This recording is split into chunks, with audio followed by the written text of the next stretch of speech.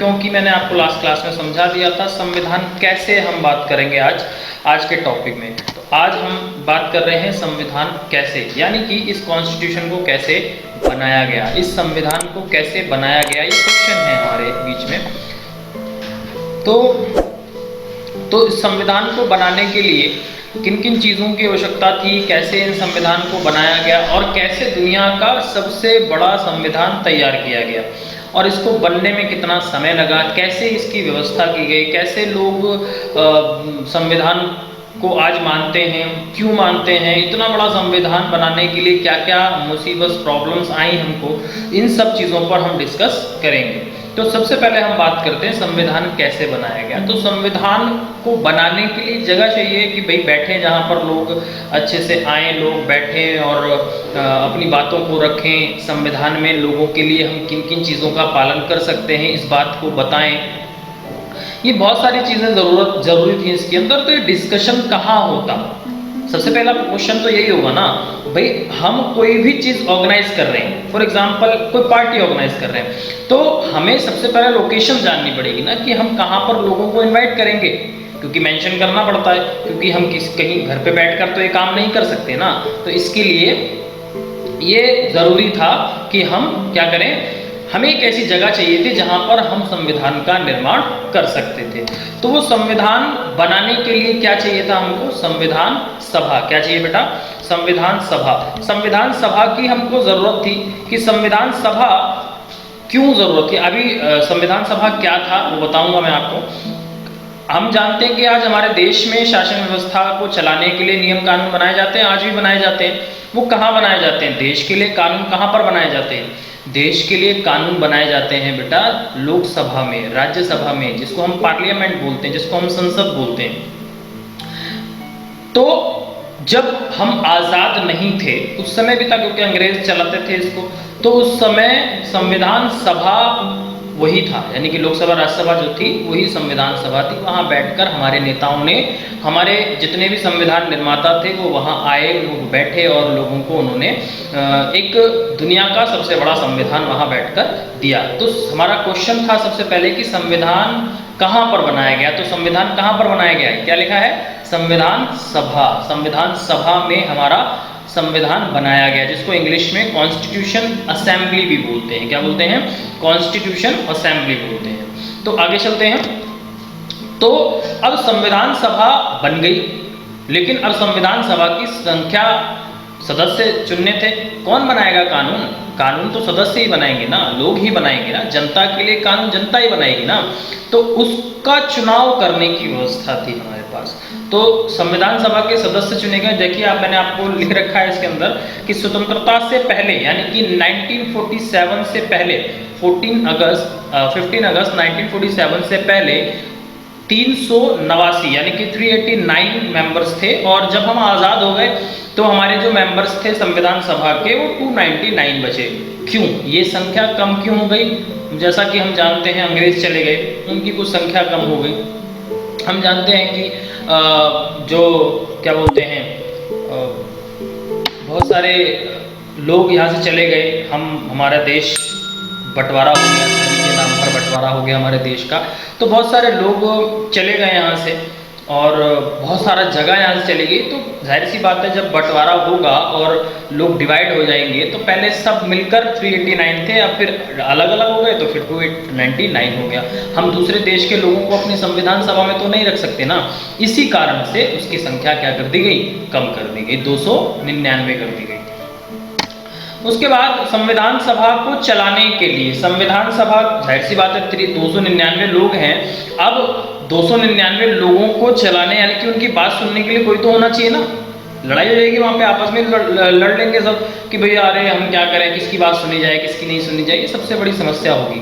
तो संविधान सभा हर जगह पर एक हेड होता है, जैसे क्लास में टीचर होते हैं और स्कूल में प्रिंसिपल होते हैं, और हमारे आजकल पार्लियामेंट में देख रहे होंगे आप, स्पीकर होते हैं जो इस पूरी कार्रवाई को चलाते हैं, यानी कि वो उस जगह के हेड होते हैं और उनके कहने पर ही सारी कार्रवाई की जाती है। तो ये सबसे महत्वपूर्ण बात है कि संविधान सभा का अध्यक्ष बनाया गया सबसे पहले डॉक्टर सच्चिदानंद। इनकी तस्वीर आप देख रहे हैं बेटा। सबसे पहले अस्थायी अध्यक्ष बनाया गया, क्योंकि चुनने बहुत ज़्यादा कंफ्यूजन हो रही थी नाम में, तो उन्होंने कहा कि ठीक है, अभी जब नाम कंफर्म नहीं हो रहा है तब तक अस्थायी रूप से डॉक्टर सच्चिदानंद जी को क्या कर दिया जाए, संविधान सभा का अध्यक्ष बना दिया जाए।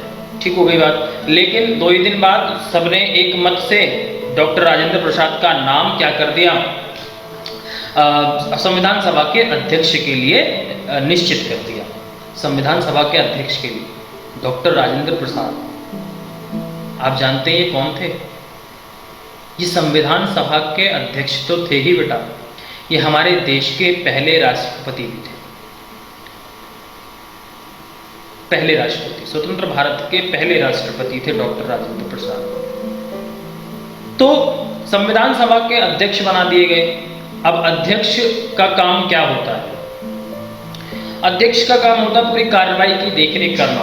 तो संविधान सभा में सबने डिमांड की कि सबसे पहले संविधान बनाना चाहिए, लेकिन हम एकदम संविधान तो नहीं बना सकते ना, लोगों से पूछना भी पड़ेगा, डिस्कस भी करना पड़ेगा। ऐसा थोड़ी कि हम थोप देंगे किसी के ऊपर कोई कानून, ऐसा नहीं होता है।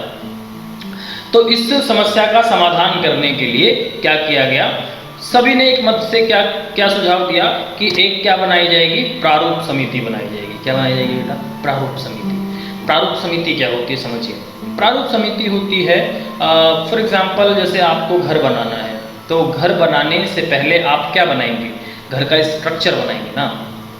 स्ट्रक्चर इन द सेंस कि आप मैप बनाएंगे, एक आर्किटेक्चर के पास जाएंगे, उससे कहेंगे कि भाई मुझे ऐसा घर चाहिए, उस घर में ये सुविधाएं होनी चाहिए, और बिल्डिंग में ये इतने कमरे होने चाहिए, इतनी सारी चीज़ें होनी चाहिए। वो आपको एक कंप्यूटर पर सॉफ्ट कॉपी बनाकर दे देगा। फिर आप घर में आएंगे, डिस्कस करेंगे अपने फैमिली मेम्बर्स से कि भाई इतना बड़ा बेडरूम है, यहाँ पर किचन होगा, यहाँ पर लिविंग रूम होगा, यहाँ पर स्टडी रूम होगा, बहुत सारी उसके अंदर चीज़ें होती हैं।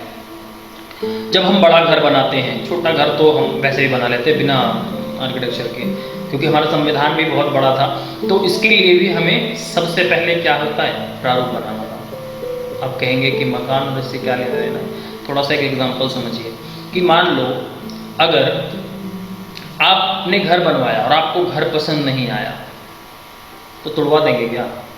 नहीं ना। मकान जब बनाते हैं तो बहुत पैसा लगता है, बहुत खर्चा होता है।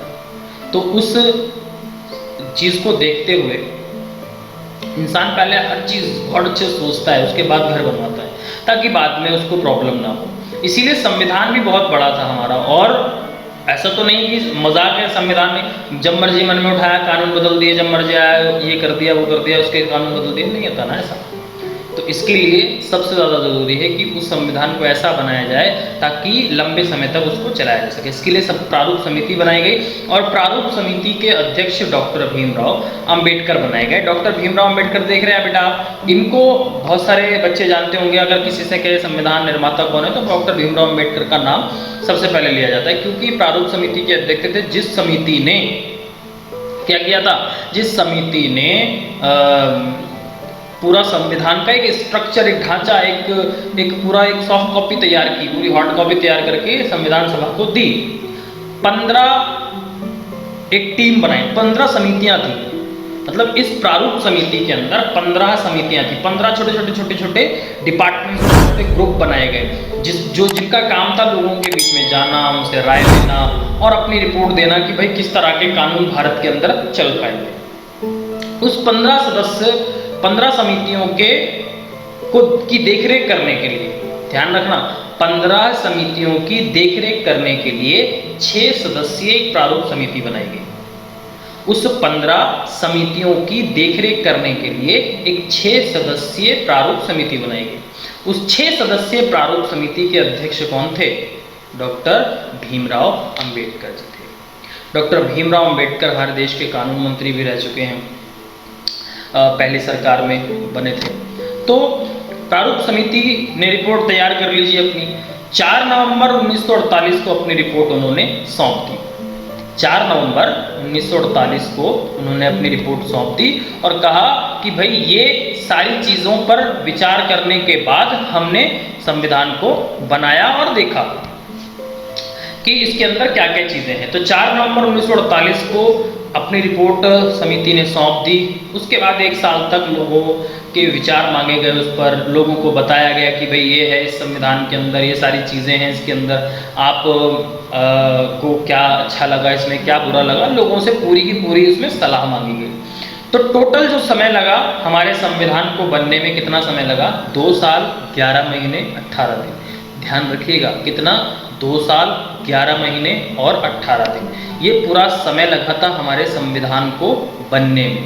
तो ये जो संविधान को बनने में समय लगा, वो समय देखिए कहाँ आ गया? 26 नवंबर 1949। ये ध्यान रखने वाली बात है। 2 तरह के क्वेश्चन आ सकते हैं एग्जाम में कि संविधान कब बना, संविधान कब लागू हुआ, कॉन्स्टिट्यूशन मेकिंग कब हुआ, हमारा कॉन्स्टिट्यूशन कब रेडी था, कब पूरा परफेक्ट बन चुका था, और हमारा कॉन्स्टिट्यूशन कब इंप्लीमेंट हुआ, कब लागू हुआ। तो संविधान जो बना, तो 26 नवंबर 1949 को हमारा संविधान एकदम रेडी था। हम चाहते तो उस दिन ही इसको इंप्लीमेंट कर सकते थे, लागू कर सकते थे, लेकिन हमने नहीं किया, हमारे देश के नेताओं ने नहीं किया। क्यों नहीं किया? हमने कब लागू किया इसको? 26 जनवरी 1950 को लागू किया। कितने दिन बाद? 2 महीने बाद। हाँ जी, 2 महीने के बाद हमने इस संविधान को लागू किया। हम चाहते तो उसी दिन लागू कर सकते थे, कोई प्रॉब्लम नहीं थी, लेकिन हमने कब लागू किया? हमने 26 जनवरी 1950 को लागू किया। 26 जनवरी 1950 हम क्या बनाते हैं, हम बताएंगे आगे क्या बनाते हैं। 26 जनवरी 1930 को, इसके जानने के लिए हमें कहाँ जाना पड़ेगा? इतिहास में जाना पड़ेगा कि हमने ये संविधान 2 महीने के बाद क्यों लागू किया। इस बात को जानने के लिए थोड़ा फ्लैशबैक में चलते हैं, और फ्लैशबैक की तारीख क्या है? वो ये तारीख है 26 जनवरी 1930। फ्लैशबैक की तारीख है 26 जनवरी 1930। इसके पीछे पूरी कहानी छुपी है कि ये 2 महीने के लिए हमने क्यों इंतजार किया, क्यों हमने इंतजार किया 2 महीने का। तो देखिए 26 जनवरी 1930 को क्या हुआ? कांग्रेस का लाहौर अधिवेशन। लाहौर जानते हैं क्या है? जगह है पाकिस्तान में एक लाहौर, और उस जगह पर कांग्रेस का अधिवेशन हुआ, कांग्रेस की मीटिंग हुई, जिसको हम कह सकते हैं बहुत बड़े पैमाने पर मीटिंग हुई। और उस मीटिंग में सारी बात बताई गई, और उस मीटिंग में बहुत सारी चीज़ों को एग्री किया गया। उस मीटिंग के ज़रिए बहुत सारे मुद्दे उठाए गए, लेकिन जो सबसे महत्वपूर्ण मुद्दा था, जो हमारा टॉपिक है, सबसे महत्वपूर्ण मुद्दा ही यही था। क्या था? कि क्या चाहिए हमको? पूर्ण स्वराज। देख रहे हैं आप, पूर्ण स्वराज चाहिए हमको। सबसे पहला मुद्दा था हमारा कि हमको क्या चाहिए? पूर्ण स्वराज। पूर्ण स्वराज मतलब फुल इंडिपेंडेंसी हमको चाहिए। और भी बहुत सारी मांगे थी इसके अंदर, जैसे पूर्ण स्वराज का लक्ष्य था, सविनय अवज्ञा आंदोलन छोड़ने की घोषणा की, रचनात्मक कार्यक्रम संबंधी चीज़ें थी उसके अंदर, तो और भी बहुत सारी चीज़ें थी उसके अंदर। तो पूर्ण स्वराज इसके अंदर सबसे महत्वपूर्ण टॉपिक था कि पूर्ण स्वराज की मांग उठाई गई, यानी कि सबसे पहले, क्योंकि कांग्रेस अंग्रेज़ों के साथ मिलकर देश को चलाना चाहती थी। कांग्रेस सोचती थी कि हम अंग्रेज़ों के बिना अपना विकास नहीं कर पाएंगे, तो वो हमेशा से सपोर्ट करते थे कि नहीं ठीक है भाई, और हम क्या करते हैं, अंग्रेज़ों के साथ ही रहेंगे। ये आप देख रहे हैं बेटा, ये तिरंगा देख रहे हैं, हमारा झंडा पहले ऐसे ही था, हमारा तिरंगा झंडा ऐसा ही था। इसको चेंज किया गया बाद टाइम टू टाइम उसको बदला गया, पहले ऐसे ही था हमारा तिरंगा झंडा। तो पूर्ण स्वराज की मांग हमने की। कांग्रेस ने कहा कि हमें पूरी स्वतंत्रता चाहिए। पूरी स्वतंत्रता मतलब पहले कहती थी कि अंग्रेजों के साथ मिलकर हम अपने देश को चलाएंगे, लेकिन 26 जनवरी 1930 को पहली बार कांग्रेस ने माना कि नहीं, अंग्रेजों के साथ मिलकर हम देश को नहीं चलाएंगे, हम अलग से अपने देश को चलाएंगे, अपने आप अपने देश को चलाएंगे, स्वतंत्रता पूर्वक अपने देश को चलाएंगे, और सारे मुद्दों पर कानून बनाने का अधिकार हमारा होना चाहिए, किसी और का नहीं, किसी बाहरी का नहीं, किसी विदेशी का नहीं। लोग खुश हो गए, लोग बहुत ज़्यादा अपने आप को, मतलब इतना उनको लग रहा था कि हम आज़ाद हो गए, मतलब उनको लग ही नहीं रहा था कि अब कोई गुलामी बची, क्योंकि उनको लग रहा था यार इन्होंने अगर स्वीकार कर लिया तो फिर तो अब हम आज़ाद हो ही गए, क्योंकि कांग्रेस एक बहुत बड़ी पार्टी थी। तो पहला स्वतंत्रता दिवस कब मनाया? 26 जनवरी 1930 को। पहला स्वतंत्रता दिवस कब मनाया? 26 जनवरी 1930 को। लोग खुश हो गए, खुशी में लोग सड़कों पर निकल गए, बहुत बड़े पैमाने पर रैलियां की, खुशियां मनाई, मिठाइयां बांटी, ढोल नगाड़े बजवाए, गुलाल उड़ाए, मतलब लोग खुश थे कि कांग्रेस ने पूर्ण स्वराज की मांग उठा ली, अब तो हम आज़ाद हो ही जाएंगे, अब हमें कोई रोकने वाला नहीं है, हम आज़ाद होकर ही रहेंगे। अब तो पहला स्वतंत्रता दिवस हमने कब मनाया? 26 जनवरी 1930 को। और हम जानते हैं पहली बार कोई चीज़ हम जब मनाते हैं तो उसका महत्व बहुत ज़्यादा होता है, हम उस दिन को भूल नहीं पाते। तो हम कैसे भूलते हैं? समझ में आया? 26 नवंबर को अगर हम लगा देते तो फिर इस तारीख की महत्वता खत्म हो जाती है हमारे लिए। 26 नवंबर को हमने इसीलिए अपना संविधान लागू नहीं किया क्योंकि हम इस तारीख का इंतजार कर रहे थे। किस तारीख का? 26 जनवरी 1930 का इंतजार कर रहे थे। 30 तो नहीं आएगा, लेकिन 26 जनवरी तो हर साल ही आता है ना, तो 26 जनवरी का इंतजार कर रहे थे ताकि हम क्या कर सकें, हम उस दिन अपना संविधान लागू कर सकें और एक तीर से दो निशाने कर सकें, मतलब हम अपना संविधान भी लागू कर दें और उस दिन की महत्वता भी बनी रहे। इसीलिए हम 26 जनवरी को क्या मनाते हैं?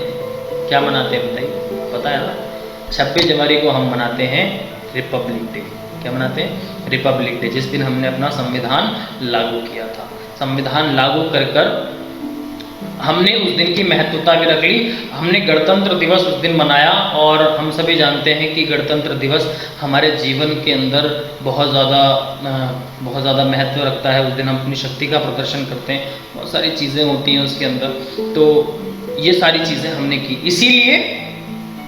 इसीलिए हमने गणतंत्र दिवस मनाते हैं और इसीलिए हमने संविधान को क्या किया, रोका 2 महीने के लिए और 26 जनवरी को हमने उसको लागू किया। क्लियर हो गई बात? तो आज हम इस टॉपिक में जो जानना चाह रहे थे ऑलमोस्ट हमने इसकी चीज़ें